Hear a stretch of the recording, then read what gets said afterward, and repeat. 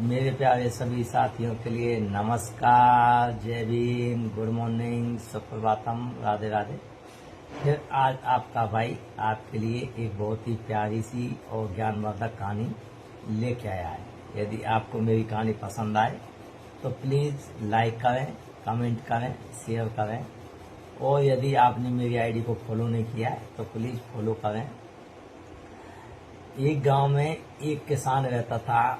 उस किसान के पास बहुत सारा खेत था। वो बेचारा सुबह से शाम तक अपने खेतों पर काम करता था और उसकी दिनचर्या इसी तरह से चल रही थी।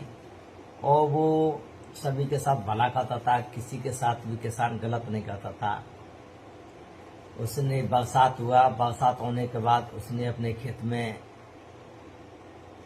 फसल बो दी। फसल होने के बाद वो अपने खेत में सुबह से शाम तक जाता, उसकी नगाई करता, गुड़ाई करता, सिंचाई करता।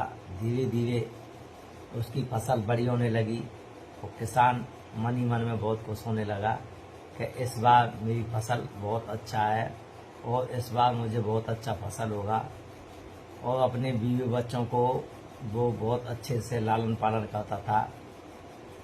लेकिन उसकी फसल जितनी अच्छी थी उसको उतनी ज़्यादा टेंशन होती जा रही थी, क्योंकि कुछ शरारती जानवर उसकी फसल को बर्बाद कर देते थे। क्योंकि वो जैसे ही शाम को या घर आता तो कुछ सूअर आते थे। सूअर उसकी फसल को अपने मुंह से उखाड़ देते थे, अल्टी पल्टी कर देते थे। उसी तरह कुछ पक्षी आते थे, उसके पत्तों को तोड़ देते थे, खा देते थे। किसान अपने फसल को इस हाल में देख के बहुत परेशान होता था और वो सोचता था कि इन जानवरों से अपनी फसल को किस तरह बचाया जाए। तो वो यही सोचता रहता था। अचानक से किसान जब उन जानवरों की, उन पक्षियों की हरकत से परेशान हो गए और सोचने लगा किसान कि मुझे लगता नहीं कि ये दुष्ट लोग, नीच लोग अपनी हरकतों से बाज आ जाएंगे। अब मुझे इनको सबक सिखाना ही पड़ेगा। और किसान गुस्सा में हो गया और गुस्सा में होने के बाद वो बाजार गया और बाजार से उसने जाल खरीदा और जाल को उसने अपने खेत के चारों तरफ बिछा दिया। चारों तरफ बिछा दिया। जैसे ही शाम हुआ वो जाल बिछाने के बाद किसान घर वापस आ गया तो और उसमें जाल में उसने दाने भी डाल दिए थे, खाने की चीजें भी डाल दी थी। जैसे ही उसने वो खाने के लालच में कौवे, जो उसकी फसल को खराब करते थे, कौवे और सूअर, वो खाने के चक्कर में उस जाल के पास आए। जैसे ही जाल में आए वो जाल में पकड़ में आ गए थे।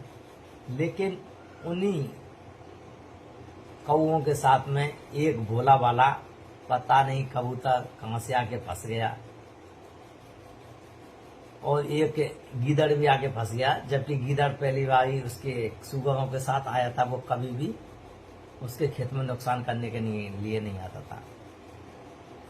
जैसे किसान आया और उसने उन जानवरों को और पक्षियों को जाल में पकड़े हुए देखा तो किसान बहुत खुश हुआ। और कपटी, सूअर और कौवा बहुत चालाक थे और वो जैसे किसान को देखा एकदम मरने का नाटक करने लगे और कुछ दया के मारे गिड़गिड़ाने लगे, रोने लगे और बोलने लगे, हे किसान महाराज, हमसे बहुत बड़ी गलती हो गई, हमने आपकी फसल को बर्बाद किया। हम आपकी फसल में अब बिल्कुल भी नहीं आएंगे और बिल्कुल हाथ नहीं लगाएंगे। तो किसान बोला कि नहीं, मैं अब तुमको बिल्कुल नहीं छोड़ूंगा। तुमने बहुत मेरी फसल को बर्बाद किया और बहुत चालाकी की है।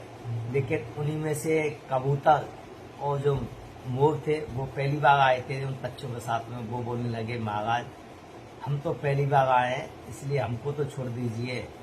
और जो लोमड़ था वो भी सूअरों के साथ पहली बार आके फंसा था। वो भी बोलने लगा कि महाराज हमको छोड़ दीजिए, मैं भी पहली बार आया। तो किसान ने बोला कि मैं तुमको भी नहीं छोड़ूंगा और सबको मैं जाके